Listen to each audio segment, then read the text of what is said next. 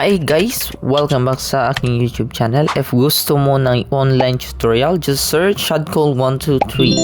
At huwag mo kalimutan mag-subscribe at mag-like sa ating mga videos araw-araw. At today, ituturo ko sa inyo ang step-by-step process kung paano umutang o mag-loan sa Bilis ng safe, mabilis at walang hassle. Kaya kung gusto nyo ng extra budget para sa pang-araw-araw o pang-shopping, tapusin nyo ang video na ito. Okay, so open lang natin yung account natin. Then, mag-download tayo ng Bilis o kaya hanapin natin yung Bilis account natin. Ayan, since na-install ko na, hinanap ko lang yung Bilis ko. Then, after nyan, put ko lang yung password ko. If wala pa kayo, kailangan mag-create kayo ng account. Then, next is, click natin yung cash loan. Yan, yung cash loan. Then, pili lang tayo kung magkano. Ayan, sa araw, ilang months natin babayaran. Ayan. So, dyan ka pwede pumili. No? Ilang months. Then, pwede din kayong pumili sa iba kung magkano. So, just, slide kuan lang po, yung, araw. Then, select nyo lang yung sa ibabaw, yung GCash nyo, then click continue. After nyan, click nyo yung box. Click nyo yung box dyan. I have read. Pagkatapos yung ma-continue yon,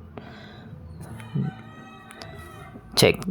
Continue lang natin. Click continue. Then, ilagay natin yung PIN natin. PIN password.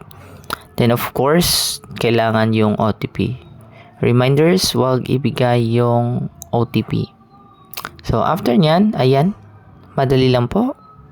At, nabigay na po sa inyo yung pera. Ayan, so, I have received sa GCash 16,500. Ayan po. Then, click nyo lang yung ayan. So, yan yung transaction nyo. Yun ang hati every month. Ayan.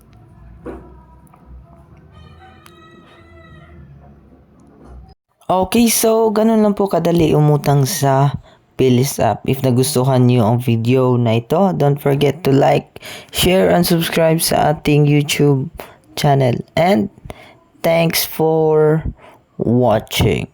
So, if may katanungan kayo, just comment down below para sagutin natin yan sa ating mga comments. Goodbye and God bless us all.